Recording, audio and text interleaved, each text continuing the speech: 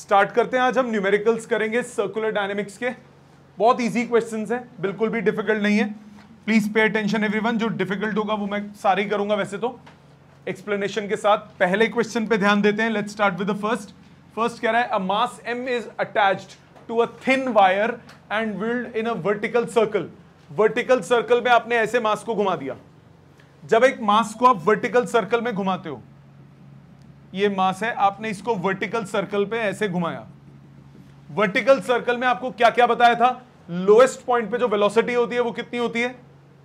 √5 gr minimum velocity. और highest point पे minimum velocity क्या होनी चाहिए? √gr। याद है? टेंशन एट लोएस्ट पॉइंट क्या होनी चाहिए? Greater than equal to 6 mg। Tension at highest point क्या होनी चाहिए? Greater than equal to 0। Lowest point पे टेंशन सबसे ज्यादा होती है, हाईएस्ट पॉइंट पे टेंशन सबसे कम होती है। Let's start. इसमें क्या बोला? The wire is most likely to break when. कहां पे? जब tension in the wire is most. So wire is most likely to break when tension is maximum, that is lowest point. So lowest point पे wire का सबसे ज्यादा chance होगा टूटने का, तो wire is at the lowest point. क्या ये क्लियर है सबको? पहला। सेकंड पे आ जाइए, साथ साथ करते रहिए, रजिस्टर खोलिए। सेकंड क्वेश्चन 10 करने के बाद मैं रुकूंगा, टाइम पे आया करो बेटा। Second question, when milk is churned cream gets separated due to कौन सी फोर्स? सेंट्रीफ्यूगल। सेंट्रीफ्यूगल फोर्स क्या करती है? सेंट्रीफ्यूगल फोर्स उसको दूर फेंकती है। So it gets churned due to centrifugal force. So second का आंसर क्या हुआ? Centrifugal force. आ जाते हैं थर्ड पे।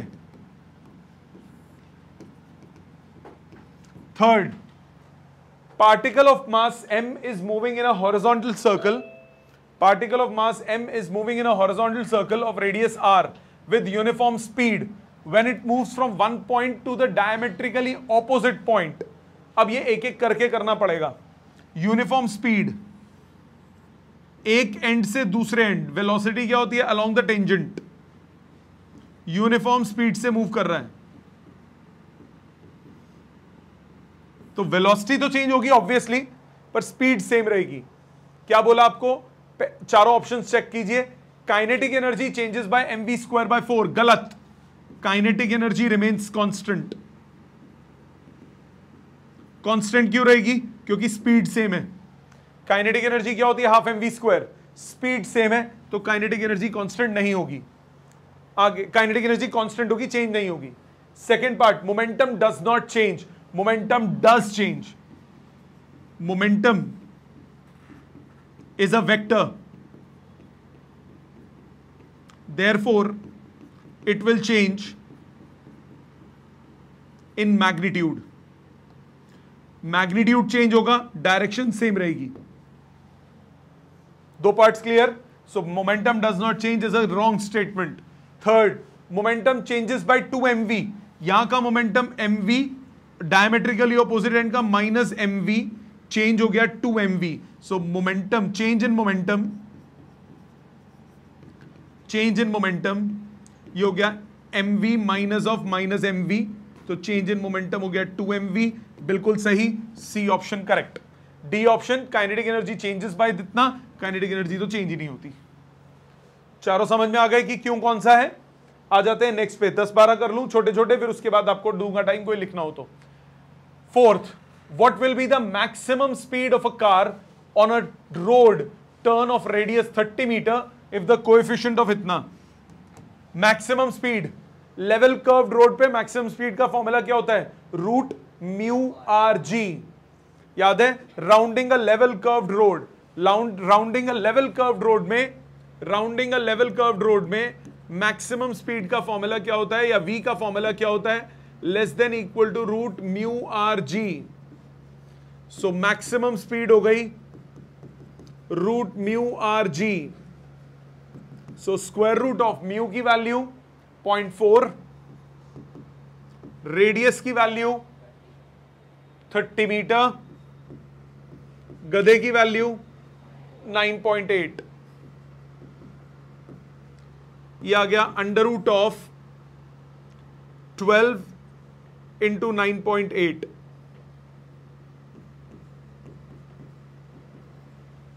ठीक है, कैलकुलेशन ओरल करते हैं। ये इसको थोड़ी देर के लिए 12 सोच लो, 12 सोचोगे तो कितना आएगा, 10 सोच लो, 120। 120 क्लोजेस्ट क्या होता है, स्क्वायर रूट। 121 क्लोजेस्ट होता है 11, ये 10 पॉइंट समथिंग होगा, 10 point high end of the value, तो 10 पॉइंट के ऑप्शन सिर्फ एक है, तो आंसर हो गया 10.84। मैं क्यों कैलकुलेट करूं, आईपी थोड़ी ना, एमसीक्यू है, थोड़ा सा दिमाग लगाओ। IP stands for idiotic personality, वो थोड़ी ना हो, तो आप दिमाग लगाओ, क्यों कैलकुलेशन में टाइम वेस्ट करोगे। गॉट इट, एमसीक्यू है। अगले पे आ जाएं, क्वेश्चन नंबर 5 पे। Fifth question, two stones of mass m and 2m are whirled in horizontal circles, the heavier one in the radius r by 2, lighter one in radius r, tangential speed of lighter is n times the value of heavier।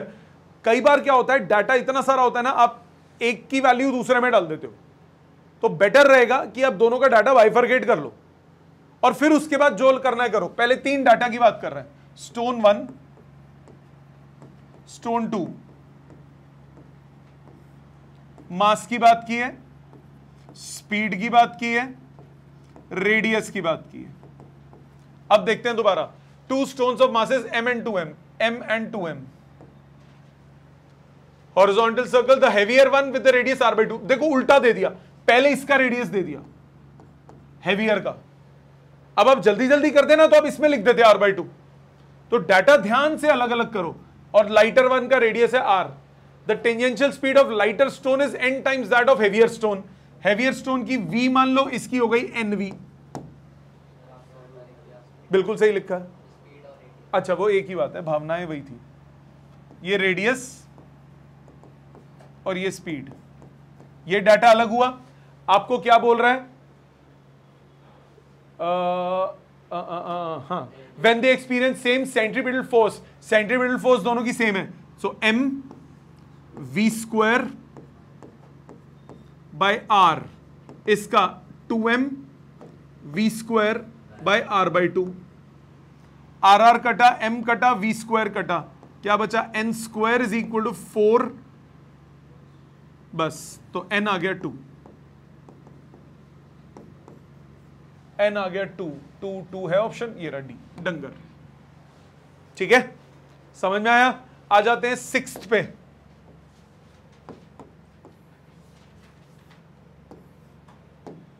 6th कह रहा है, car is moving on a circular track,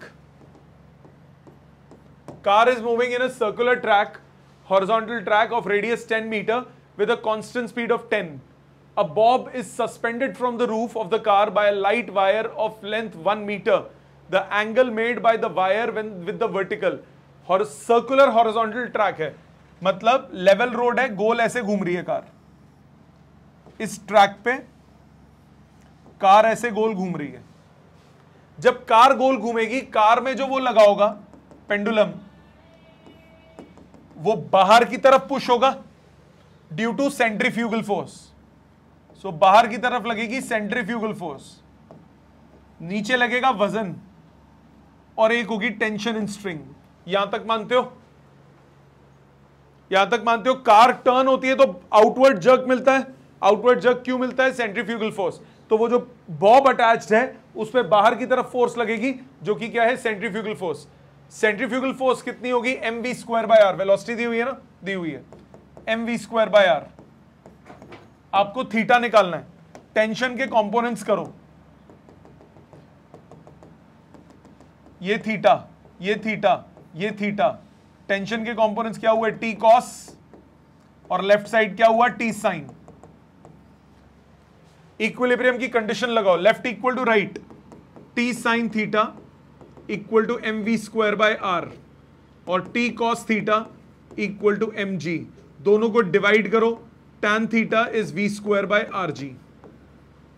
यहां value डाल देते हैं, tan theta equal to V square, velocity कितनी है 10, मतलब 10 इंटू 10 अपॉन आर, रेडियस कितना है मतलब लेंथ ऑफ द वायर कितना है, रेडियस क्या होगा, सोच लो, सर्कुलर ट्रैक का रेडियस दिया है तो ये आर दे दिया, ठीक है, सो 10 और जी की वैल्यू कुछ नहीं बोला, 10 ले लेते हैं, 1 थीटा हो गया pi by 4, 45 degree, D option. ठीक है, समझ में आ गई सबको, पहले 6 क्लियर, आगे देखिए 10 12 तक कर दूं फिर उसके बाद रुकूंगा। 7th,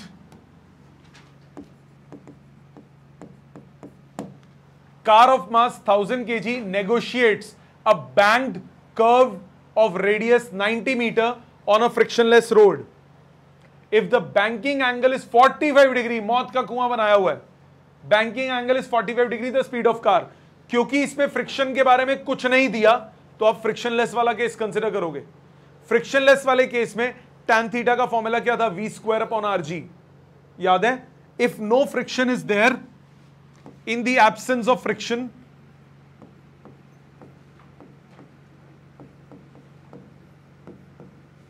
tan थीटा किसके इक्वल होता है, v square by are G, किया था ना, ध्यान दो,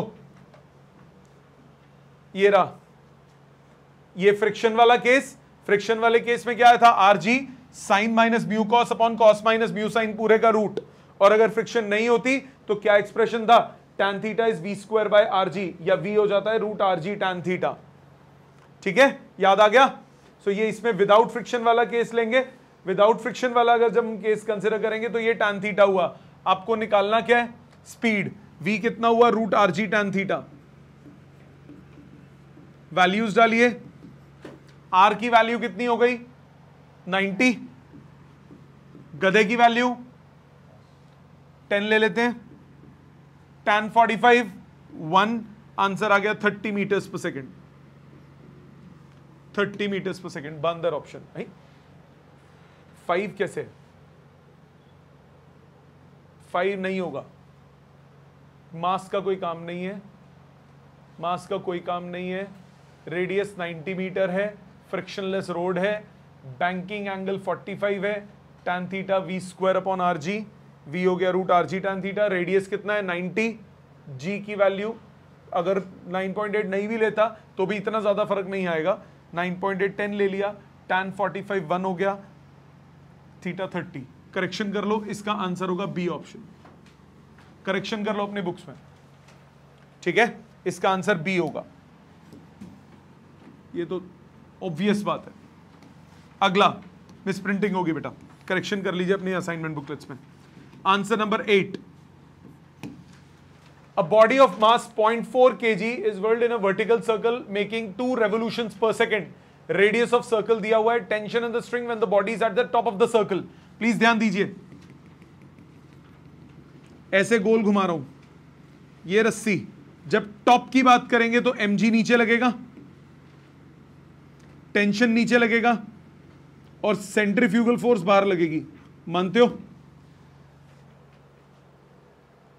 यहां तक कोई दिक्कत, सेंट्रीफ्यूगल फोर्स बाहर, टेंशन भी नीचे, mg भी नीचे। अब आप क्या बनाओगे, tension plus mg, m centrifugal को बैलेंस करेगा, सेंट्रीफ्यूगल को आप क्या लिखोगे, mv स्क्वायर बाय आर, नहीं, आपको ओमेगा दिया हुआ है, mr ओमेगा स्क्वायर, ओमेगा कितना है 2 revolutions per second, 2 revolutions per second, revolutions per second को रेडियंस पर सेकेंड में कन्वर्ट करोगे, 2 पाई से मल्टीप्लाई रेडियंस पर सेकेंड, मतलब ओमेगा हो गया 4 पाई रेडियंस पर सेकेंड। डालो वैल्यू, टेंशन किसके बराबर है, centrifugal minus mg, centrifugal m r omega square minus mg, mass की वैल्यू 0.4 कॉमन ले लो, रेडियस की वैल्यू मतलब length of string 1.2 metre, omega square 16 pi square minus जी की वैल्यू 9.8, जी 9.8 बोला है, 10 लेके भी क्या करूंगा, कुछ कॉमन तो निकल नहीं रहा, ठीक है, कैलकुलेशन हो जाएगी, कैलकुलेशन हो जाएगी, करते हैं 1.2 इंटू 16 इंटू पाई स्क्वायर, यह आता है 189 point something minus 9.8 into 0.4, solve करके आया 41 पॉइंट समथिंग हो जाएगा। ठीक है, यहां तक क्लियर, समझ में आ गया? कैलकुलेट कर लीजिए, आंसर आ जाएगा। अगले पे आ जाते हैं, question number 9।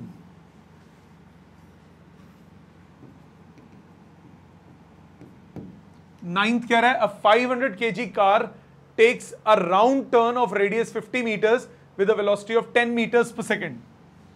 36 kilometre per hour कितना हो गया? 10 metres per second. 10 metres per second. Centripetal force कितनी होगी? सेंट्रीपिटल फोर्स कितनी होगी? mv square by R. So centripetal force हो जाएगी mv square by R. Mass कितना दिया है? 500, वेलोसिटी 10, रेडियस 50, ये आ गया 1000, ये 10 और 100,000 न्यूटन। ठीक है, समझ में आ गया यहां तक? ऑनलाइन सबको क्लियर है यहां तक बेटा? Yes sir. Next question number 10, 10th 11th 12th, सामने ध्यान दीजिए। 10th कह रहा है, stone of mass 50 gram is tied to one end of a string and rotated in a horizontal circle of radius 1 meter with a speed of 5 meters per second. Calculate the centripetal force. Centripetal force का formula mv square by R. Velocity दी है, अगर आपको angular velocity दी होती तो क्या लगता है? mr omega square. So mv square by R, m कितना है? Mass, that is 50 grams. v square 5 meters per second बाय रेडियस 1 मीटर। ठीक है, हो जाएगा कैलकुलेट 1.25 न्यूटन। पहला क्लियर, मतलब question 10th clear. Question 11, direct question है स्टार्टिंग में। An object of mass 0.4 kg is built in a horizontal circle of radius 2 meters. If it performs 60 revolutions per minute, calculate the centripetal force acting on it. 50 revolutions per minute का मतलब क्या हुआ? Omega दे दिया। 60 revolutions per minute मतलब 60 into 2 pi by 60 radians per second, ये आ गया 2 pi radians per second। Omega आपको दे दिया 2 pi radians per second, radius दिया है, मास दिया है, सेंट्रीपिटल फोर्स हो गया mv square by R, mr omega square. Mass कितना? 0.4, रेडियस कितना? 2 मीटर्स, ओमेगा की वैल्यू 2 पाई, ये हो गया 4 पाई स्क्वायर। कैलकुलेशन हो जाएगी। ठीक है, अप्रोक्सीमेट कर लेते हैं। पाई स्क्वायर 10 होता है, 10 इससे कटा 4, 16 2 से 32, 32 से थोड़ा सा कम आंसर आ रहा है। ठीक है, नेक्स्ट क्वेश्चन नंबर 12, जो डिफिकल्ट होगा मैं अपने आप रुक जाऊंगा आपके लिखने के लिए। 12th कह रहा है, find the force required to revolve a body of mass 0.2 kg along a circular path of radius 2.5 meter so as to make 100 revolutions per minute। 100 revolutions per minute उसको चाहिए। आपको बोला find the force required to revolve the body. Force कितनी चाहिए? Centripetal force चाहिए। Force required is centripetal force. Force required is centripetal force. Centripetal force कितनी हो जाएगी? 0.2 kg का है, रेडियस दिया है 100 रेवोल्यूशंस इन 1 मिनट, तो omega force required is centripetal force, तो आपको ये निकालना है। ओमेगा आपको दिया है 100 रेवोल्यूशंस पर minute, so 100 into 2 pi by 60, 0 से 0 आपके पास आया 10 pi by 3 radiance per second. यहां तक बात क्लियर? ओमेगा दिया, आपको क्या निकालना है? Centripetal force. सेंट्रीपिटल फोर्स क्या हो गया? M are omega square. Mass कितना? 0.2 kg। रेडियस कितना? 2.5। ओमेगा कितना? उसका स्क्वायर 100 पाई स्क्वायर बाय 9 हो जाएगा कैलकुलेट। अप्रोक्सीमेट आंसर निकाल लेते हैं। 2 0 इन दोनों को उड़ा देंगे। 25 दूनी 50, 50 और पाई स्क्वायर 100, 500 बाय 9। 500 बाय 9 मतलब 9 पॉइंट समथिंग आंसर आएगा, 10 के आसपास, सॉरी जो भी आएगा। ठीक है, समझ में आ गया? ऑनलाइन सबको क्लियर है? नेक्स्ट 13th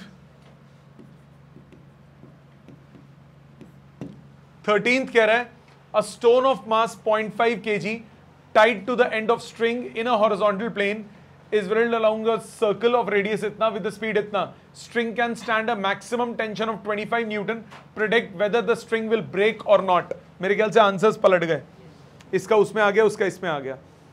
तो उसका भी यही आ रहा था ना, 500 बाय 9, 500 बाय 9 था ना, 1000 बाय 9 था। एक मिनट रुक जाओ, ये हो गया 2 zeros खत्म हो गए, 50 500 बाय 9, किधर 1000 बाय 9? ओके ठीक है, 50 बाय 9 टोटल आंसर था इसका, 500 बाय 9। इधर आ जाओ।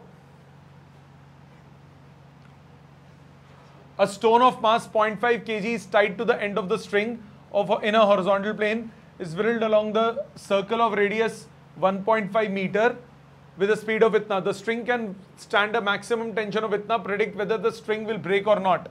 अगर centrifugal force tension maximum tension से ज्यादा है तो खींचने वाली फोर्स टेंशन से ज्यादा होगी तो स्ट्रिंग ब्रेक कर जाएगी। सो आप पहले स्टेटमेंट लिखोगे, string will break if centrifugal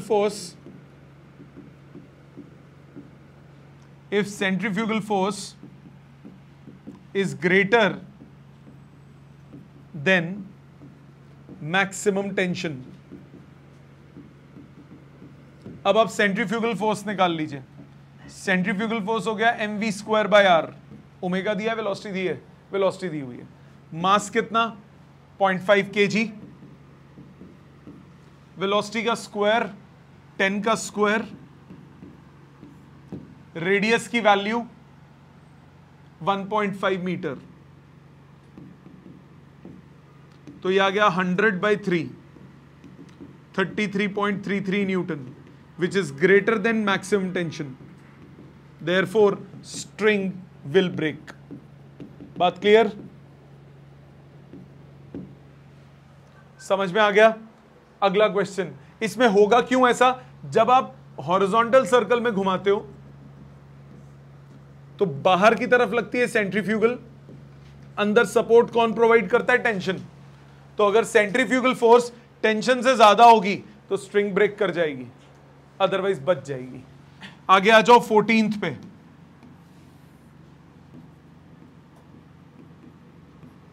14th कह रहा है a ball of mass 0.1 kg is revolved in a horizontal circular groove of radius 25 centimeter having vertical side walls। Circular groove का मतलब क्या हो गया? जैसे एक सिलेंडर हो गया, वर्टिकल साइड वॉल्स, इस तरह से।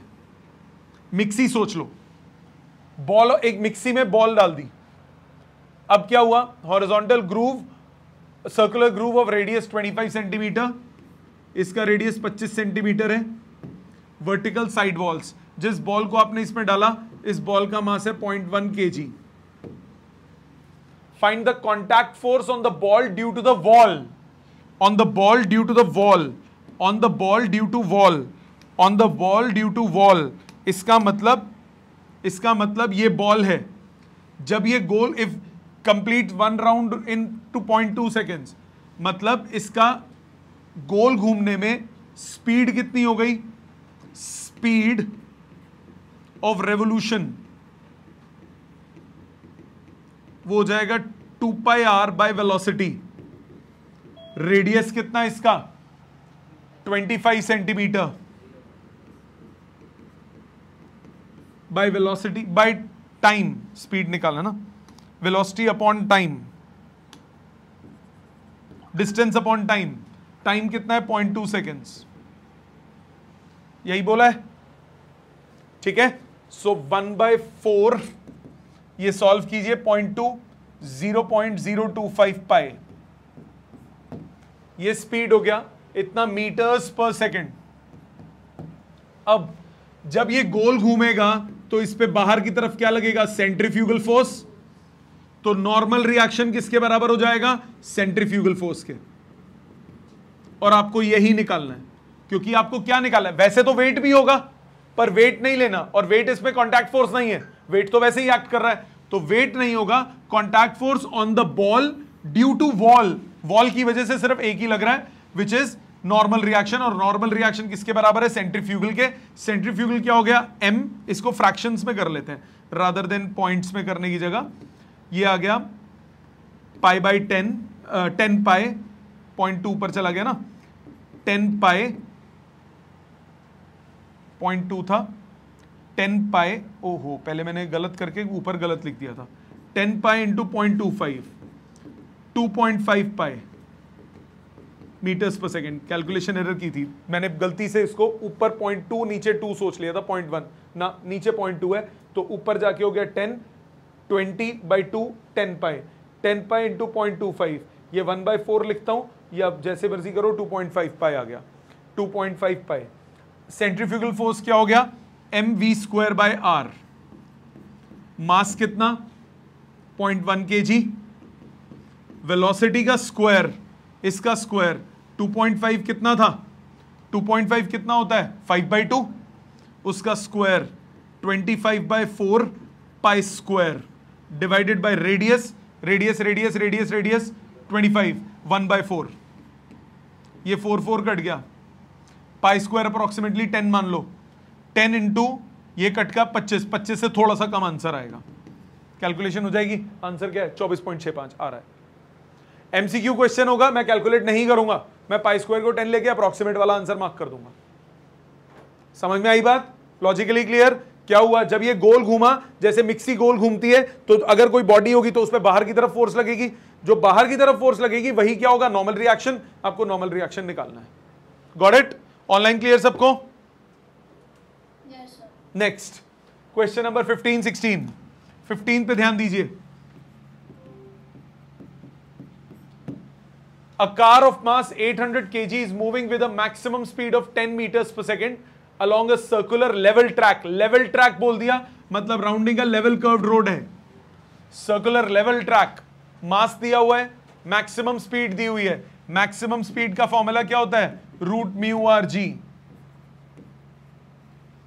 मैक्सिमम स्पीड का formula root mu are G. आपको कोएफिशिएंट ऑफ फ्रिक्शन निकालना है और फोर्स ऑफ फ्रिक्शन निकालना है। पहले कोएफिशिएंट ऑफ फ्रिक्शन निकालते हैं। मैक्सिमम स्पीड है 10, उसका स्क्वायर हो गया 100 is equal to mu. Radius की वैल्यू कितनी 50 और गधे की वैल्यू 10 बोली है, म्यू आ गया 0.2। पहला part clear. Force of friction क्या होता है, म्यू टाइम्स mg, जो 0.2 टाइम्स मास कितना 800, g की वैल्यू 10, ये कितना आ गया 1600 न्यूटन। क्लियर, 15 समझ में आ गया। आ जाओ 16th पे।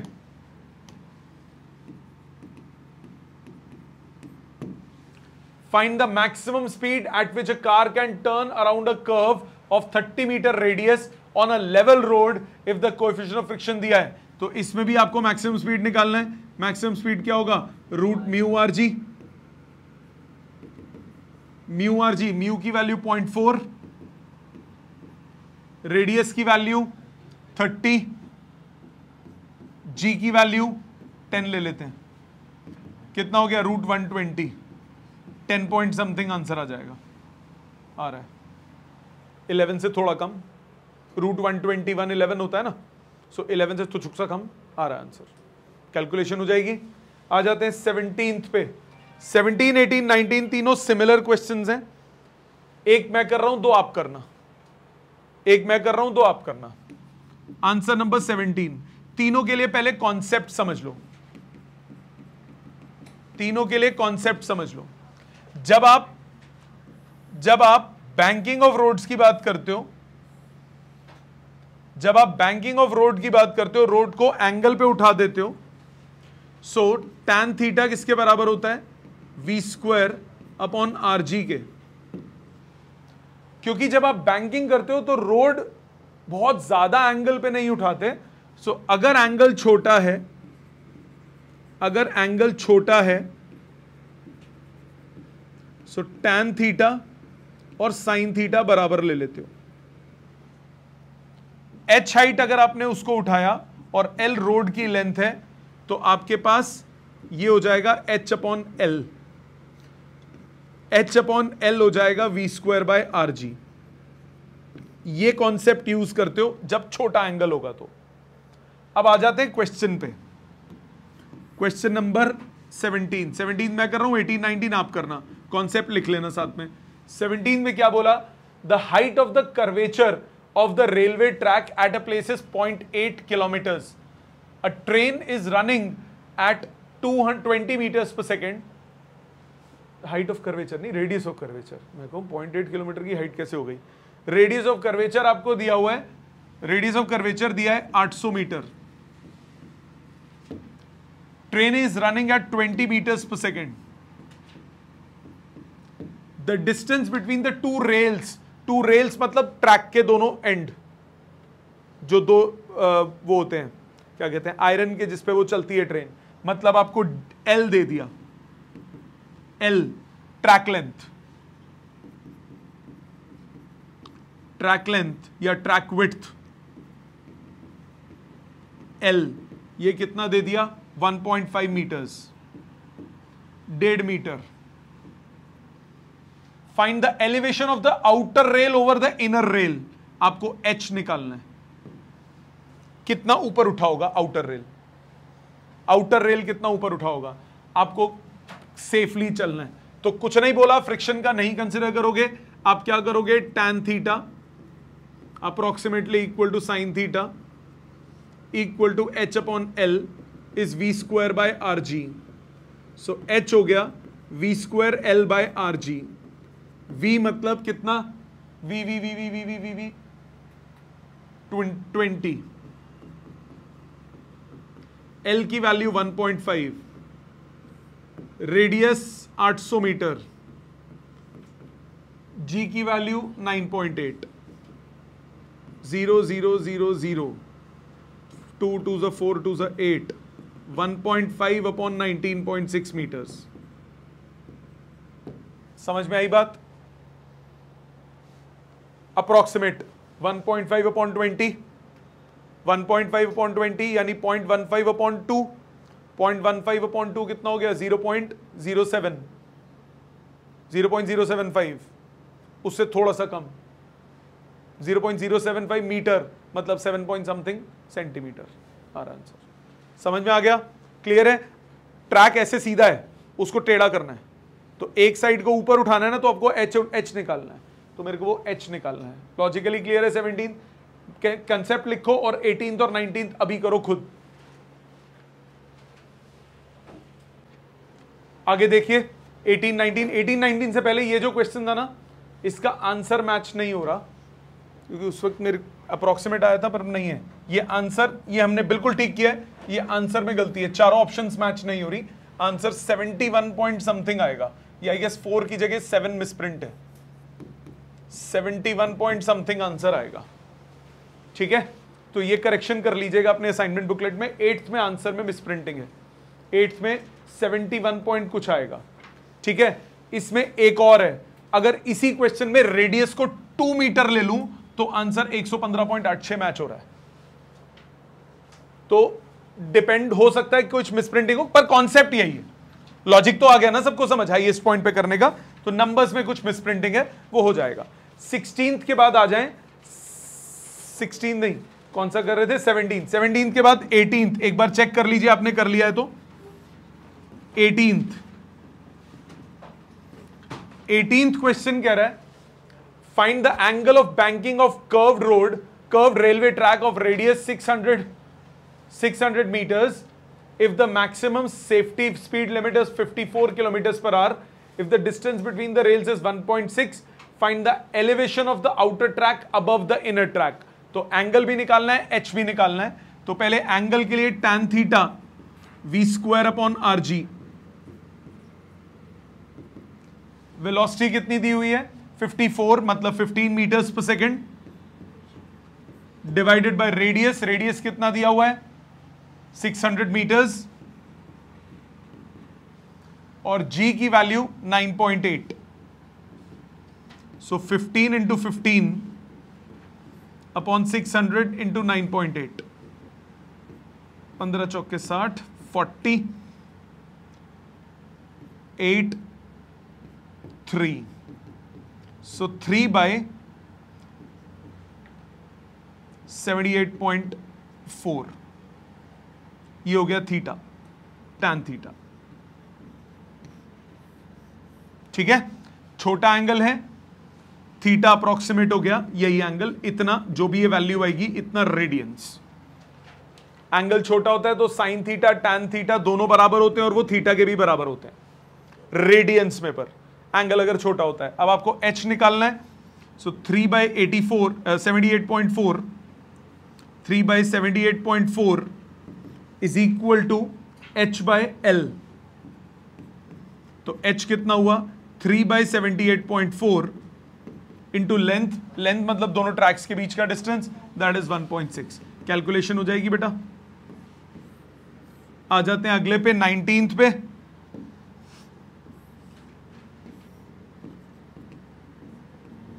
नाइनटीन्थ क्वेश्चन क्या कह रहा है?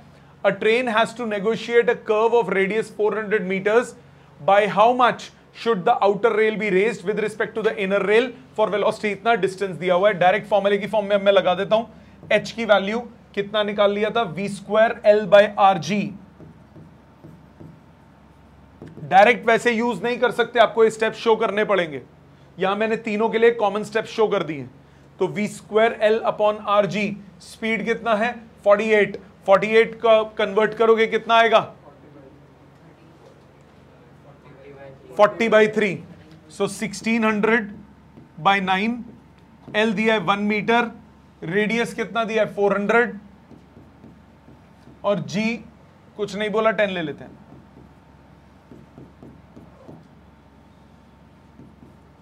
कितना हुआ? 4 बाय 90, 2 बाय 45 मीटर्स. ठीक है, समझ में आ गया? क्लियर है सबको मेथड? Next question number 20. 20 क्या कह रहा है? Radius of curvature of railway track at a place where the train is moving at a speed of 72 kilometres per hour is 625 metres. The distance between the rails is 1.5. Find the angle and the elevation of the outer rail so that there is no side pressure on the rails. No side pressure on the rails का मतलब क्या हुआ? No side pressure on the rails का मतलब हुआ कि centrifugal force पे balance मिल रहा है. अगर centrifugal force को बैलेंस नहीं मिलता तो साइड की तरफ प्रेशर लगता रेल्स पे. तो अभी ये सेम होगा जैसा आपने पिछला क्वेश्चन किया, सेम एज प्रीवियस क्वेश्चन. कर सकते हो. h निकालना है और थीटा निकालना है, हो जाएगा. डायरेक्ट फॉर्मूला वही वाला है. आ जाते हैं 21 पे. 21 कह रहा है cyclist is riding at 7 metres per second, makes a turn around a circular road of इतना. What is the inclination of the vertical? कौन सा हो गया? Bending of cyclist. Bending of cyclist का क्या फॉर्मूला होता है? tan theta is equal to v square upon are G. Same formula जो बैंकिंग ऑफ रोड्स में था विदाउट फ्रिक्शन वाले में. tan थीटा की value v square upon are G. So tan theta कितना हुआ? 7 into 7 upon radius. Radius 12, g की value 9.8. Theta निकल जाएगा. आ जाते हैं 22 पे. 22. A cyclist goes around a circular track of 440 meters length in 20 seconds. एक सर्कुलर ट्रैक है जिसका लेंथ है 440 मीटर्स और टाइम 20 सेकेंड्स. मतलब स्पीड हो गई 440 डिवाइडेड बाई 20, माने 22 मीटर्स पर सेकेंड. इस स्पीड से साइक्लिस्ट ट्रैवल कर रहा है. Find the angle that his cycle makes with the vertical कितना वो बेंड करना पड़ेगा उसको। क्या फॉर्मूला लगेगा? tan theta is v square upon R G. v कितना है? 22 अपॉन r 440। हाँ, r निकालना पड़ेगा। 2 पाई r is 440। So 2 into 22/7 into radius is 440। तो रेडियस ऑफ सर्कुलर पाथ हो गया 70 मीटर। सो v स्क्वायर r हो गया 70, गधे की वैल्यू 9.8 निकल जाएगा। tan इनवर्स में छोड़ सकते हो आंसर। Logic clear? नेक्स्ट 23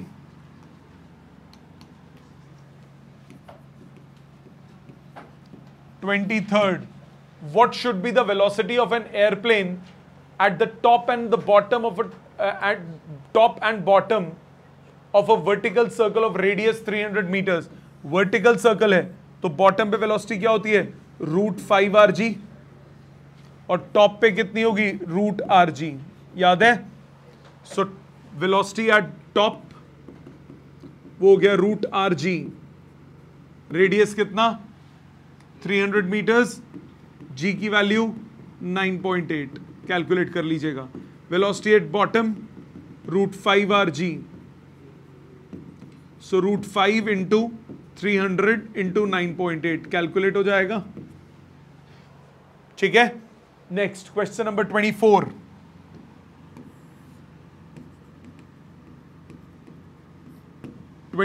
कह रहा है in a circle a motorcyclist goes around a vertical circle inside a spherical cage, मौत का कुआं, of radius 4.5 meters. Calculate the minimum speed of the motorcyclist in a cage. नहीं, वो नहीं है, मौत का कुआं नहीं, vertical circle है। vertical circle minimum speed कब होगी? at top. speed is minimum at top, और उसकी minimum speed क्या हो जाएगी? √rg। ठीक है ना? मिनिमम स्पीड क्या होगी? √rg। Calculate the minimum speed inside the cage. Minimum होगी √rg। r की वैल्यू 4.5, g को 10 ले लेते हैं अप्रोक्सीमेटली, √45। 6 और 7 के बीच में आंसर आ जाएगा। ठीक है। Next √45 metres per second. Next question number 25।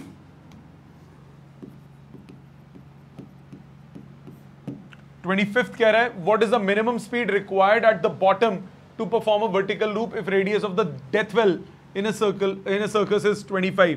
Velocity at bottom, minimum velocity at bottom वो कितनी होगी? √5rg। सो फॉर्मूला याद हो, बहुत इजी क्वेश्चंस हैं। रेडियस कितना? 25, g की वैल्यू 9.8, अप्रोक्सीमेट 10 ले लेते हैं, 25 का 5 बाहर, इस 25 का 5 बाहर, 25√2 मीटर्स पर सेकेंड। ठीक है, समझ में आ गया? आ जाते हैं 26 पे। 26 में कह रहा है roadway bridge over a canal is in the form of an arc. ऐसे है, bridge is in the form of arc of circle of radius 20 metre का रेडियस है। गाड़ियां यहां से होके निकलती हैं। क्या बोला? What is a maximum speed with which a car can cross the bridge without leaving contact with the ground at the highest point. Without leaving contact, जब कार यहां पे होगी तो उसका वेट लगेगा नीचे, बाहर लगेगा सेंट्रीफ्यूगल फोर्स, नॉर्मल रिएक्शन होगा बाहर। मानते हो? तो normal reaction plus centrifugal is equal to mg। तो नॉर्मल रिएक्शन हो गया mg प्लस सेंट्रीफ्यूगल। मानते हो? Minus centrifugal. मानते हो? कोई दिक्कत नहीं? या नॉर्मल रिएक्शन किसके इक्वल होना चाहिए? नॉर्मल रिएक्शन एग्जिस्ट करना चाहिए। मतलब नॉर्मल रिएक्शन अगर नेगेटिव हो गया, इसका मतलब वो उड़ गई, वो उड़नी नहीं चाहिए। वो ग्राउंड के साथ किस में रहनी चाहिए, कॉन्टैक्ट में। तो नॉर्मल रिएक्शन जो है वो ग्रेटर देन इक्वल टू 0 होना चाहिए। So mg greater than equal to mv square by r के इक्वल होना चाहिए। तो v less than equal to root rg के इक्वल होना चाहिए। रेडियस की वैल्यू 20 मीटर, g की value 9.8, 14 metres per second. So maximum speed कितनी हो गई, 14 मीटर्स पर सेकेंड। ध्यान दे इधर, ये इक्वेशन समझ, ये सिचुएशन समझ में आती है। नॉर्मल रिएक्शन कब तक एग्जिस्ट करेगा, जब तक वो कांटेक्ट में रहेगी। अगर मैं इतनी स्पीड पकड़ लूं कि वो हवा में ही उड़ जाए, हवा में उड़ जाए मतलब क्या होगा, सेंट्रीफ्यूगल इतनी ज्यादा हो गई, सेंट्रीफ्यूगल इतनी ज्यादा हो गई कि कांटेक्ट लूज कर दिया। जैसे ही कांटेक्ट लूज करेगी नॉर्मल रिएक्शन खत्म हो गया। आपको क्या चाहिए, नॉर्मल रिएक्शन चाहिए, तभी तो वो कांटेक्ट में रहेगी। तो नॉर्मल रिएक्शन क्या चाहिए आपको, पॉजिटिव चाहिए, ताकि वो उड़े ना, सेंट्रीफ्यूगल कम हो। समझ में आ गई बात। ये हो गया क्वेश्चन नंबर 26। आ जाते हैं 27 पे। टाइम दूंगा बेटा लिखने के लिए। Determine the force that presses the pilot against his seat at the upper and lower points of the loop. जब पायलट यहां पे होगा तो वेट नीचे एक्ट करेगा, सेंट्रीफ्यूगल फोर्स भी नीचे एक्ट करेगी। So at bottom force that presses the pilot वो हो जाएगा सेंट्रीफ्यूगल प्लस mg। सेंट्रीफ्यूगल कितना होगा, mv स्क्वायर बाय r।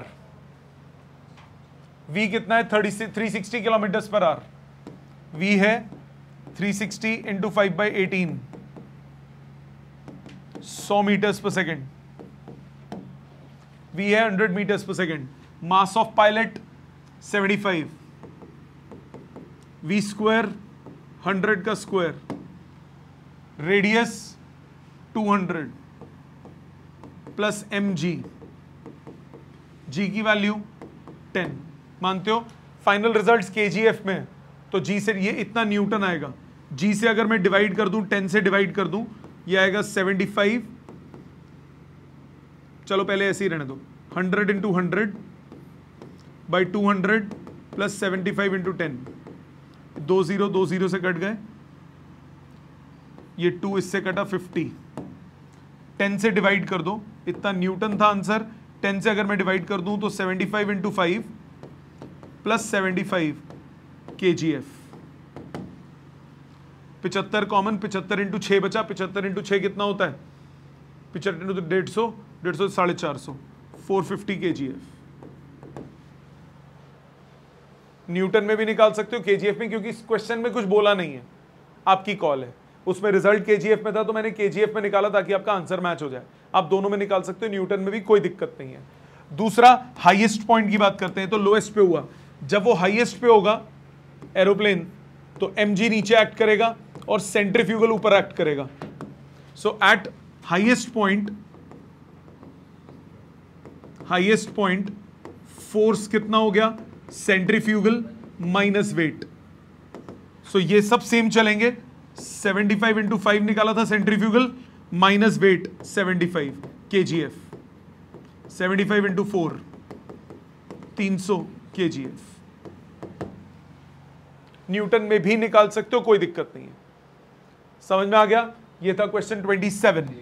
लिखने का टाइम दूंगा बेटा, 30 तक पहुंच जाऊं फिर रुक जाऊंगा। Question number 28। An electric bulb suspended from the roof of a carriage of a flexible wire shifts through an angle of 22 degrees when the train goes around a horizontal curved path of 180 meters. Calculate the speed of the train. 22 degree turn हो जाता है, mg नीचे act करेगा, tension इधर होगा, centrifugal इधर होगा, theta तुम्हें पता है, ये हो गया टी साइन, ये हो गया T cos. T cos theta किसके बराबर, mg के, और टी साइन थीटा किसके बराबर, mv स्क्वायर बाय आर के।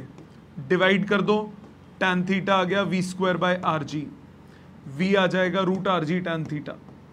वैल्यूज पुट कीजिए, आंसर निकालिए। टेबल्स की जरूरत पड़ेगी क्योंकि tan 22 डिग्री निकालना पड़ेगा। tan 22 डिग्री टेबल से निकलेगा। स्कूल में अगर एग्जाम में क्वेश्चन आएगा, टेबल वो नहीं देते जनरली, तो वो आपको ऐसी वैल्यूज देंगे जो कि आप इजीली कैलकुलेट कर सको। 60 दे देगा, 30 दे देगा, इस तरह की वैल्यू देगा। समझ में आया यहां तक? लॉजिक क्लियर है? tan थीटा पता है, r पता है, g पता है। वैसे वैल्यू अगर दे देगा tan 22 डिग्री तो अलग बात है, पर अगर नहीं देगा तो आपको टेबल्स मिलेंगे, उसमें से नंबर कटेंगे, वैल्यू डलेगी, पेपर में आएगा वैल्यू वाला, डोंट वरी। ठीक है, नेक्स्ट 30 तक करके रुकूंगा, पीछे करूंगा, कोई लिखना हो तो लिख लीजिएगा। आ जाए 29 पे। 29th क्या कह रहा है? A massless spring has length of 0.5 metres and force constant 100 newton per metre. Force constant spring का मतलब स्प्रिंग कांस्टेंट। स्प्रिंग कांस्टेंट क्या होता है? के। स्प्रिंग कांस्टेंट क्या होता है? के। It's one and is, if its one end of is fixed and the other end is connected to a block of mass 0.5 kg, system lies on the horizontal table and the block is made to rotate with an angular speed of 2 radians per second. ये एक horizontal table है, इस table पे यहां आपने spring लगाया हुआ है, स्प्रिंग के साथ मास लगाया हुआ है। अब आपने टेबल को टर्न किया, जब आप टेबल को टर्न करोगे तो इस स्प्रिंग पे लगेगी सेंट्रीफ्यूगल फोर्स, स्प्रिंग पे लगेगी सेंट्रीफ्यूगल फोर्स, और अंदर की तरफ क्या लगेगा? Spring force. ये कौन सा होता है? Restoring force. रिस्टोरिंग फोर्स बताई थी लॉज ऑफ मोशन में, वेरियस टाइप्स ऑफ फोर्सेस, उसमें रिस्टोरिंग फोर्स बताया था स्प्रिंग फोर्स। वो क्या होता है? kx। k क्या होता है? स्प्रिंग कांस्टेंट, जो कि यहां दिया हुआ है। सो अब आपको क्या बोल रहा है? एलोंगेशन निकालना है, मतलब x निकालना है। सो एट इक्विलिब्रियम सेंट्रीफ्यूगल फोर्स और स्प्रिंग फोर्स बराबर होंगे। सेंट्रीफ्यूगल फोर्स कितना हो गया? स्प्रिंग फोर्स क्या हो गया? kx। आपको x निकालना है, mv² बाय rk। मास कितना है? ओमेगा दिया हुआ है, तो इसको mr ओमेगा स्क्वायर करो। mr omega square is kx। x हो गया mr omega square by k। मास कितना है? 0.5 kg। रेडियस कितना है? मतलब लेंथ 0.5 मीटर्स। ओमेगा की वैल्यू कहां दिया है? 2 रेडियंस पर सेकेंड, ऐसा यूनिट्स में ही है। के की वैल्यू 100, ऊपर सब 1 हो गया, 1/100 मीटर, 1 सेंटीमीटर। समझ में आई बात? क्लियर? ये हो गया क्वेश्चन नंबर 29। 30th करके मैं रुक रहा हूं, जो लिखना हो लिख लीजिएगा। 30th, a load is weighed on a spring balance in a carriage of a train when which is moving along a curve of radius 404 meters at the speed of 72 kilometers per hour. Weight of the load is 5 kgf. What will be the reading of the spring balance? Spring balance मतलब spring force निकालना है। ऐसे हो जाएगा जब टेढ़ा होगा तो mg नीचे एक्ट करेगा, सेंट्रीफ्यूगल इधर एक्ट करेगा। जो रिस्टोरिंग फोर्स होगी वो इनकी ओवरऑल फोर्स को बैलेंस करेगी। सो जो नेट फोर्स होगी, reading of spring balance, reading of spring balance वो हो जाएगा FCF प्लस mg, इसका स्क्वायर का रूट। रिजल्टेंट कैसे निकालते हो? √a² plus b² plus 2ab cos 90। cos 90 यहां पे क्या हो जाएगा? 0। सेंट्रीफ्यूगल फोर्स कितनी होगी? क्या दिया हुआ है? रेडियस दिया हुआ है, स्पीड दिया हुआ है, mv² बाय r, इसका स्क्वायर प्लस mg का स्क्वायर। कैलकुलेशंस हो जाएंगी बेटा। लॉजिक समझ में आ गया? प्लीज यहां तक जो लिखना है लिख लीजिए, फिर हम आगे चलते हैं। Next question number 31। 31 में कह रहा है, a sphere of mass 0.1 kg is attached to an inextensible string of length 1.3 meters whose upper end is fixed to the ceiling. The sphere is made to describe a horizontal circle of radius 0.5 meters. ऐसे है system, conical pendulum बनेगा।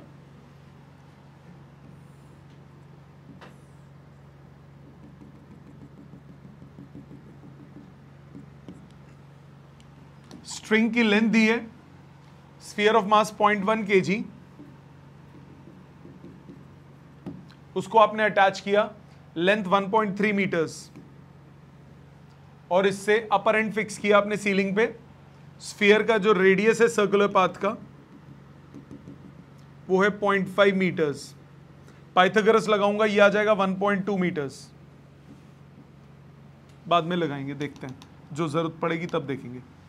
आगे क्या बोला, calculate the time period of one revolution और tension in string. Forces mark करो। Forces कौन कौन सी एक्ट करेंगी, mg नीचे एक्ट करेगा, सेंट्रीफ्यूगल इधर एक्ट करेगा, टेंशन इधर एक्ट करेगी। ये थीटा तो ये थीटा, टेंशन के कंपोनेंट्स टी कॉस थीटा, इस तरफ होगा T sine theta. T sine theta equal to centrifugal force and T cos theta equal to mg। मानते हो? आपको एंगल निकालना है, दोनों को डिवाइड कर दो। tan theta is centrifugal force upon mg। Centrifugal force कितनी हो गई, mv square by r। Omega दिया है या r दिया है? रुक जाओ, v नहीं दिया, ओमेगा निकालना पड़ेगा। सेंट्रीफ्यूगल फोर्स को ओमेगा निकालना है, mr omega square upon mg। Theta दिया हुआ है, tan थीटा कितना हो गया, ये 1.3 है, ये 0.5 है, ये 1.2 मीटर हो गया। पाइथागोरस से 13 5 तो वो 12 होगा, ठीक है। तो tan थीटा कितना हुआ, 5/12।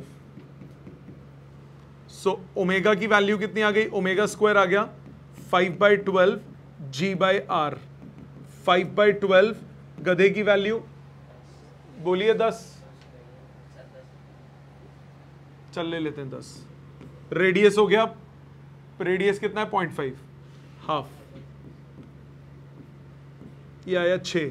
50/6 मतलब 25/3 रेडियंस पर सेकेंड। ये ओमेगा स्क्वायर है तो ओमेगा आ गया 5/√3 रेडियंस पर सेकेंड।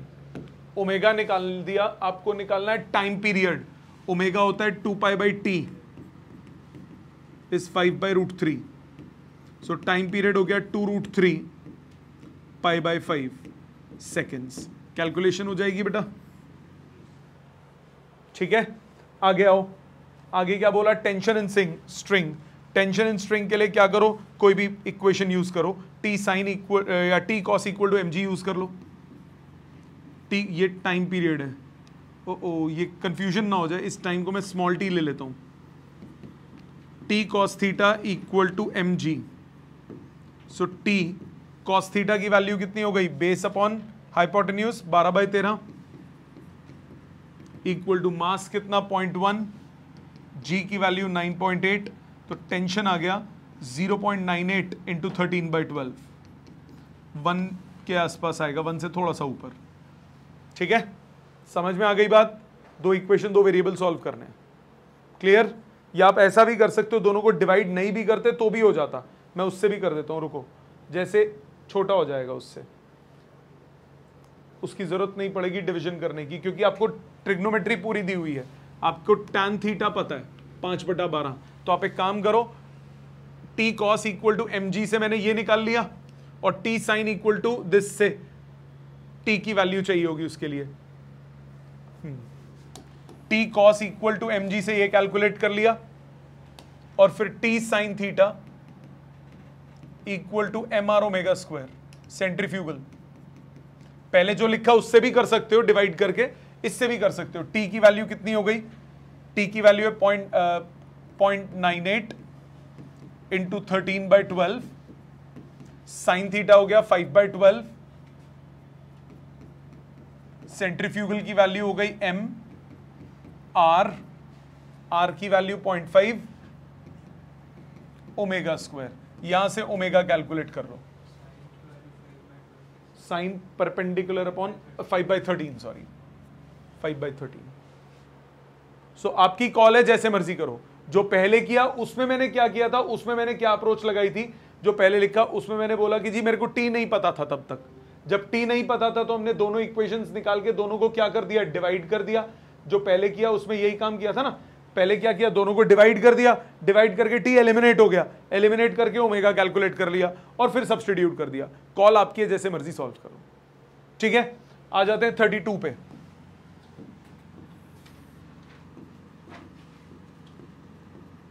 32 क्या कह रहा है, a circular race track of radius 300 meters is banked at an angle of 15 degree. If the coefficient of friction between the wheels of the race car and the road is 0.2, what is the optimum speed of the race car to avoid wear and tear? Avoid wear and tear का मतलब क्या हुआ, आप friction पे dependent ही नहीं हो। जब आप फ्रिक्शन पे डिपेंडेंट ही नहीं हो तो tan थीटा किसके इक्वल हो जाएगा, v square upon rg. So tan 15 is v square upon r की वैल्यू 300, g की वैल्यू 9.8, तो v स्क्वायर आ गया 300 इंटू 9.8 इंटू tan 15। tan 15 निकालना आता है, कैलकुलेशन हो जाएगी। सेकेंड पार्ट में maximum permissible speed to avoid slipping. Maximum permissible speed का मतलब क्या हो गया, रूट आर जी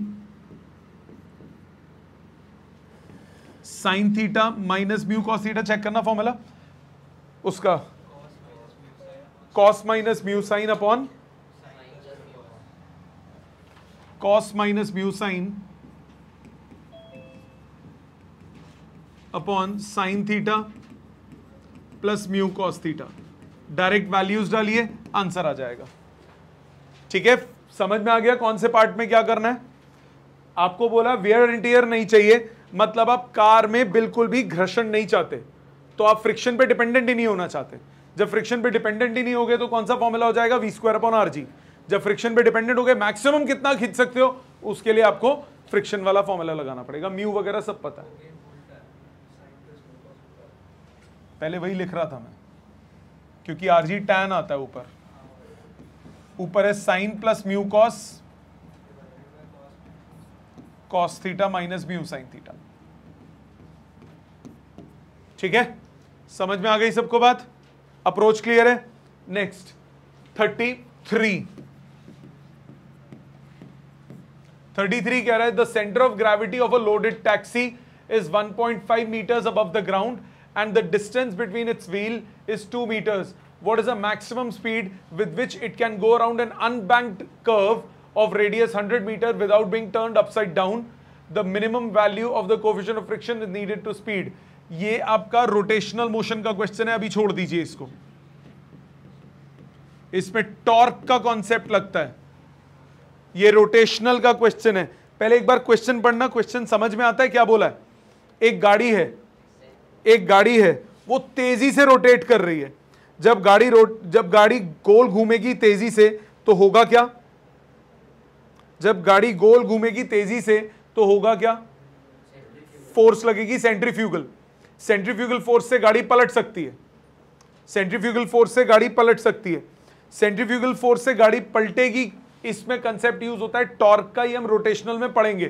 टॉर्क का फॉर्मूला क्या होता है, टॉर्क का फॉर्मूला होता है force into perpendicular distance from the axis of rotation. इधर मैं एक ब्रीफ बना देता हूं, सॉल्व नहीं करूंगा, पूरा लॉजिक नहीं बताऊंगा। आपको बोला centre of gravity of a taxi is 1.5 meters above the ground. Centre of gravity यहां पे 1.5 मीटर ऊपर है, 1.5 metre above the ground. Centrifugal force यहां लग रहा है, centrifugal force, and the distance between the wheels is 2 meters। ये 1 metre हो गया मिडल पॉइंट, वेट इधर लगेगा, यही मतलब हुआ।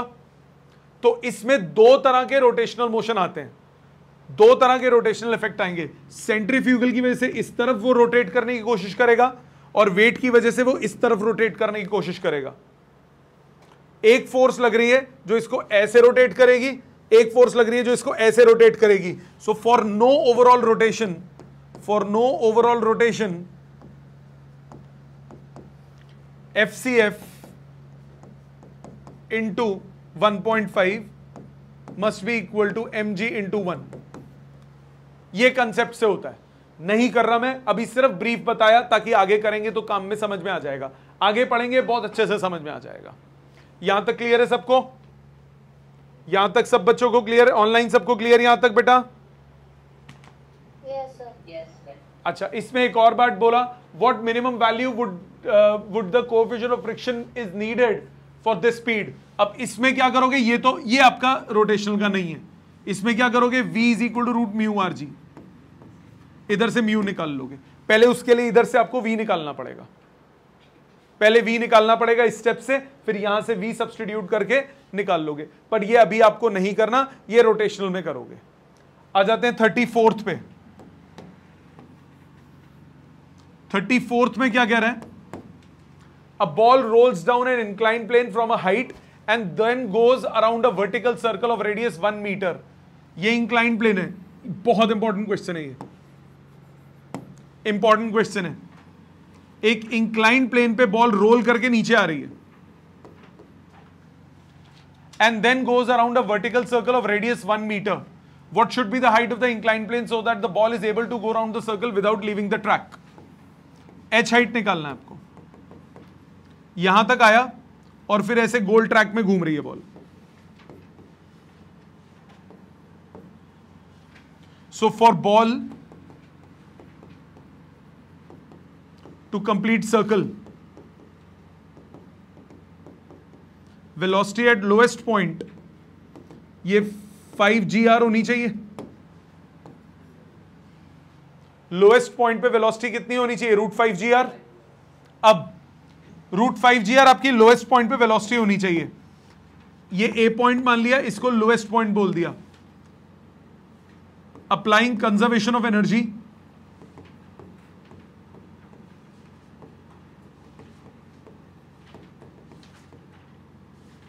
Eight A and L. A point पे एनर्जी पोटेंशियल है mgh, h आपको निकालना है। लोएस्ट पॉइंट पे वो काइनेटिक एनर्जी में कन्वर्ट हो गई, हाफ mv²। v² कितना हो गया, 5 GR। m से m कट गया, निकालना क्या है, हाइट। h हो गया, gg भी कट गया, h हो गया 5/2 टाइम्स द रेडियस। रेडियस कितना दिया हुआ है, 1 मीटर, सो h हो गया 2.5 मीटर्स। सो इतना मीटर हाइट का आपको कम से कम ऊपर से लाना पड़ेगा। समझ में आया? इस टाइप का क्वेश्चन काफी आता है एग्जाम में। ठीक है, यहां पे है पोटेंशियल एनर्जी, नीचे आके काइनेटिक एनर्जी में कन्वर्ट। काइनेटिक एनर्जी की वजह से वो सर्कुलर पाथ लेगा।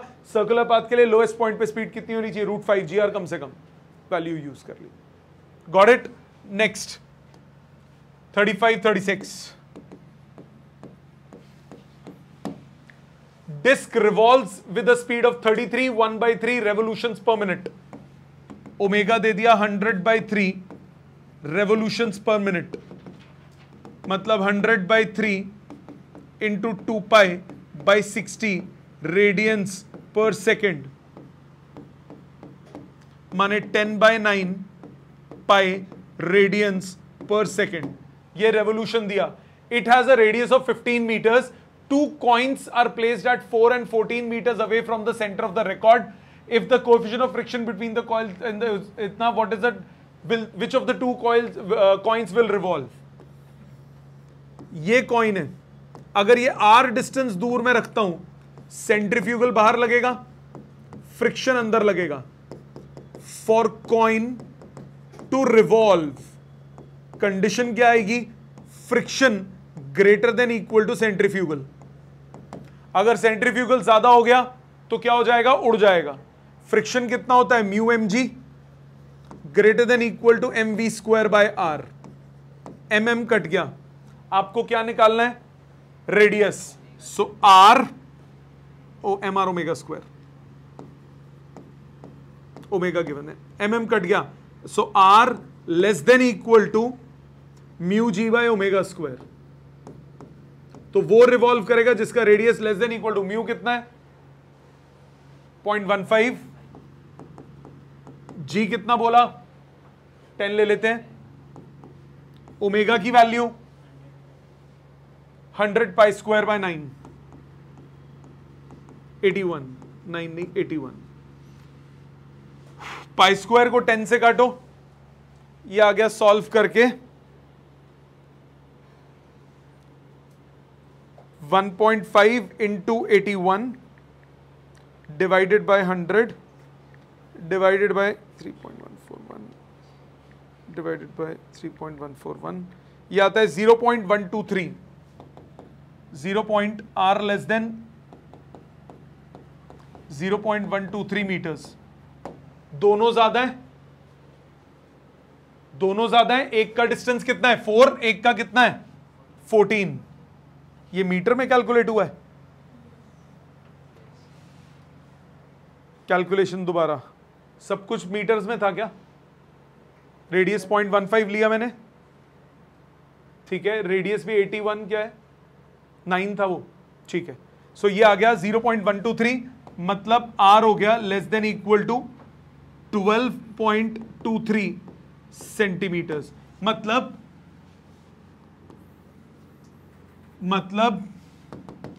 4 centimetre coin will remain on disk and 14 centimeter coin will fly off। बात समझ में आई? कंडीशन क्या आई कि radius less than equal to 12.23 होना चाहिए। लेस देन इक्वल टू 12.23 किसका है? 4 का, उसका ज्यादा है। इसमें आंसर्स में मिसप्रिंटिंग है कईयों में। ये समझ में आ गया? क्लियर? 36 ये लिख लीजिए पहले। रेडियस जो दिया है 15 सेंटीमीटर, उसका कोई काम नहीं है, वो तो डिस्क की टोटल वो दी हुई है ना बेटा। आर फाइंड कर रहा हूं। आर क्या है? Distance from the centre. R है डिस्टेंस फ्रॉम द सेंटर, जहां तक मैं रख सकता हूं, ठीक है।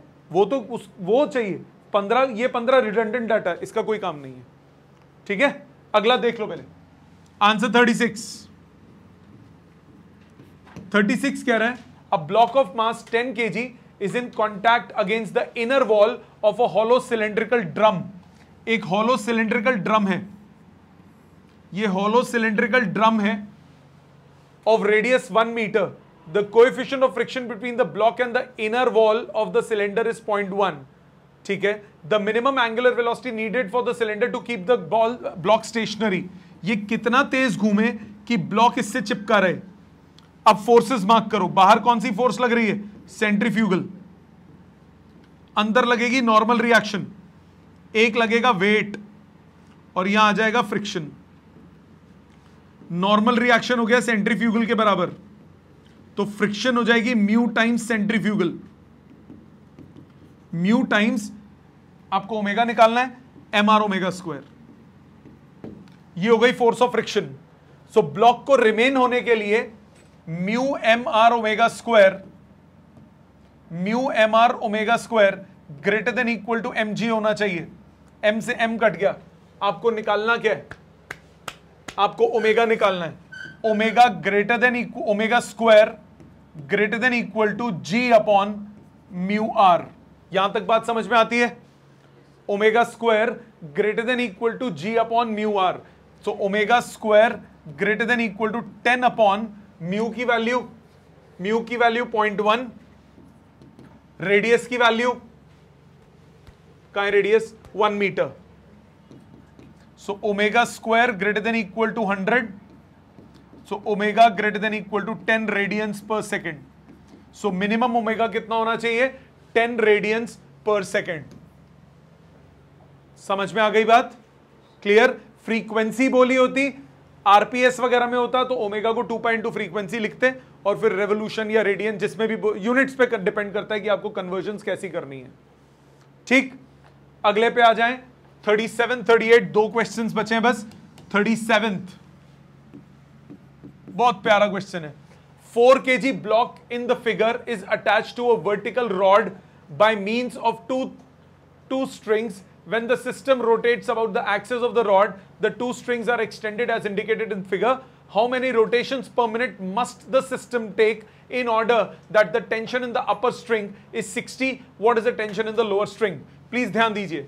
पहले ये स्ट्रिंग थी, अब ये ऐसा सिचुएशन बन चुका है, गोल घूम रहा है सिस्टम, गोल घूमने की वजह से रस्सी टेढ़ी हो गई और ऐसे आ गया सिस्टम।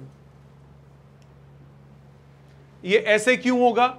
क्योंकि बाहर की तरफ फोर्स लगेगी सेंट्रीफ्यूगल। जब ये रोटेट करेगा तो बाहर की तरफ सेंट्रीफ्यूगल फोर्स लगेगी। ये डिस्टेंस दिया है 2 मीटर, पूरा 2 मीटर है, पूरा 2 मीटर है। तो ये दिया है 1 मीटर, ये दिया है 1 मीटर, ये दिया है 1.25 मीटर्स। ऊपर वाली स्ट्रिंग में टेंशन दिया हुआ है, tension in the upper string is 60, T1 बोल दिया, T1 आपको 60 न्यूटन दिया है। लोअर स्ट्रिंग की टेंशन निकालनी है, T2 निकालना है। परपेंडिकुलर बनाओ, दोनों एंगल सेम होंगे, थीटा और थीटा, क्योंकि ये 1 है 1.25 दोनों सेम है। T1 के कंपोनेंट्स ऊपर की तरफ हुआ T1 sine theta, left side हुआ T1 cos theta, left side पे T2 कॉस थीटा, नीचे की तरफ T2 साइन थीटा। यहां तक बात क्लियर? और एक नीचे फोर्स लगेगी mg। ठीक, इक्विलिब्रियम की कंडीशन लगाओ, अप इक्वल टू डाउन। सबसे पहले T2 sine theta plus mg, ये हो गया T1 sine theta. So T2 sine theta is equal to T1 sine theta plus mg। Sine को नीचे ले जाओ, साइन को नीचे ले जाओ, T2 आ गया T1 minus mg by sine theta. Values डालो, T1 है 60, मास कितना है 4 kg, गधे की वैल्यू 10 ले लेते हैं, अपॉन साइन थीटा 1/1.25।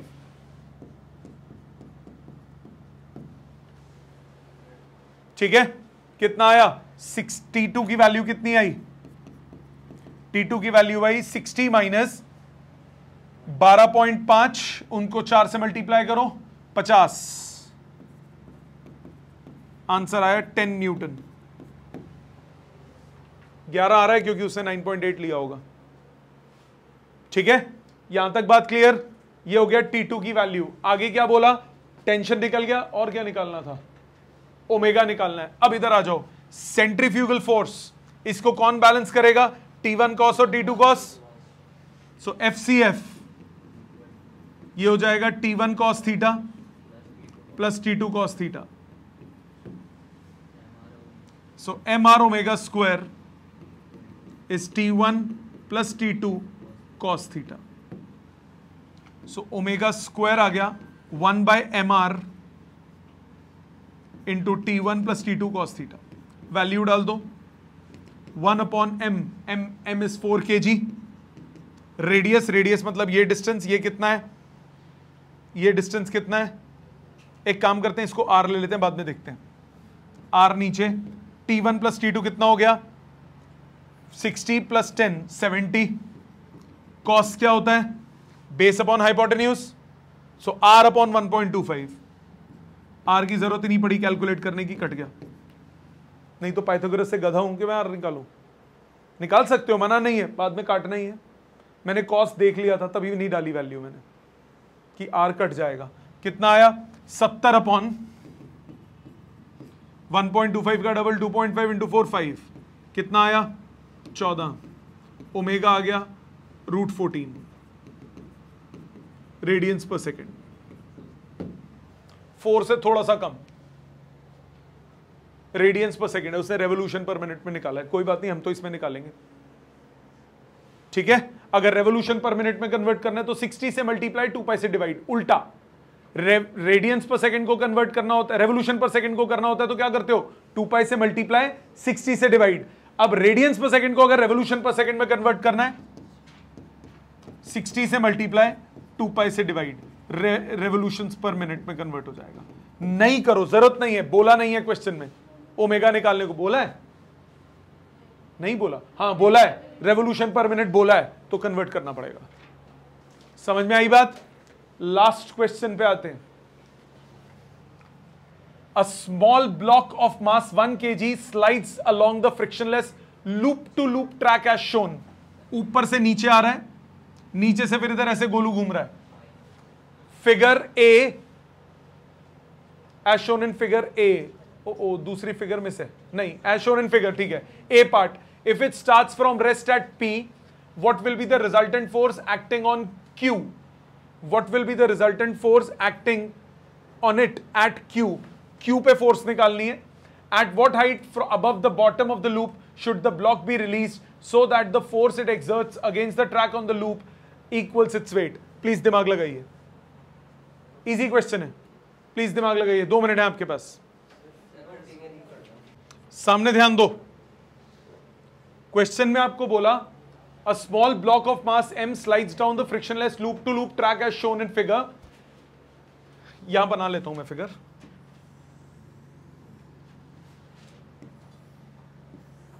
ये हाइट दी हुई है 5r, रेडियस है r. यहां पे आ गया Q पॉइंट पे, यहां से स्लाइड डाउन कर रहा है. If it starts at P, what is the resultant force acting on at Q? पहले इस P और Q पॉइंट पे बात करते हैं. ये R रेडियस हाइट पे है, ये 5r पे था, तो डिफरेंस इन हाइट्स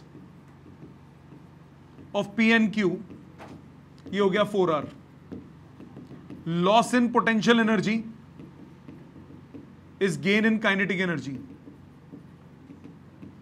यहां पे जो पोटेंशियल एनर्जी है हाईएस्ट पॉइंट पे, वो यहां पे काइनेटिक एनर्जी प्लस पोटेंशियल दोनों की फॉर्म में होगी. So loss in potential energy कितनी हो गई? यहां पे कितनी थी? mg into 5r. यहां पे कितनी थी? mg into r. लॉस कितना हुआ? mg into 4r. Is gain in kinetic energy half mv square. m से m कट गया, v आ गया, v स्क्वायर आ गया 8gr. यहां तक कोई दिक्कत? v स्क्वायर आ गया 8gr. अब यहां पे फोर्स कौन सी लगेगी? सेंट्रीफ्यूगल. तो नॉर्मल रिएक्शन क्या होगा? सेंट्रीफ्यूगल. तो सेंट्रीफ्यूगल फोर्स कितनी हो गई? mv square by r. So m कितना है? 1 kg. v square 8gr by r. Answer आ गया 80 न्यूटन. पहला पार्ट क्लियर? 80 न्यूटन आंसर आ गया. आगे क्या बोला? अच्छा, वेट इसमें जुड़ेगा नहीं क्योंकि वेट नीचे है, वो सरफेस नहीं प्रोवाइड कर रही. ठीक है. Now at what height above the bottom of the loop should the block be released so that it exerts against the track at the top of the loop equals force against the track at the top of the loop equals its weight. Okay. जब वो top पे पहुंचे, जब वो गोल घूम के top पे पहुंचे, यहां पे पहुंचे, what height above the bottom of the loop should the block be released so that the force it exerts against the track at the top, यहां हो जाएगा FCF, नीचे हो जाएगा mg. Centrifugal mg. तो फोर्स वो ओवरऑल कितनी लगाएगा? Centrifugal minus weight against the track on the top of the loop equals it weight. तो centrifugal force minus weight is equal to weight. तो सेंट्रीफ्यूगल फोर्स कितना हो जाएगा? 2mg. मानते हो? तो उसको सेंट्रीफ्यूगल फोर्स कितनी लगानी पड़ेगी? 2mg. 2mg किसके बराबर हो जाएगा? mv स्क्वायर बाय r के. इसको मैं r पॉइंट नहीं, r नहीं, इसको मैं m पॉइंट ले लेता हूं. तो वेलोसिटी एट m कितना हो गया? √2gr. अब क्या करोगे फिर से? एनर्जी एट mgh, जहां से वो स्टार्ट होता है, h हाइट से स्टार्ट होता है mgh, और इस पॉइंट पे पोटेंशियल एनर्जी हो गई mg into 2r plus kinetic energy half mv square. मानते हो? h हाइट से शुरू हुआ तो पोटेंशियल एनर्जी यहां पे mgh, जब इस पॉइंट पे आया तो पोटेंशियल एनर्जी हो गई mg into 2r plus kinetic energy half mv square. आपको h निकालना है, mg उड़ा दो, कितना आया h 2r plus r, answer आ गया 3r, 6 मीटर। समझ में आई बात? Interesting question. वर्टिकल ऐसे क्वेश्चन दो तरह के, एक तो ऐसा बन गया, एक वो लोएस्ट पॉइंट पे √5gr और हाईएस्ट पॉइंट पे √gr वाले क्वेश्चंस, ये दो तरह के बनते हैं। ठीक है, ये थे सारे क्वेश्चंस। प्लीज इसमें मैंने कुछ क्वेश्चंस में आपको करेक्शन कराई है, बुक में वो करेक्शन कर लीजिएगा, घर पे जाके तमीज से सारे क्वेश्चंस करेंगे। ठीक है, थैंक यू वेरी मच।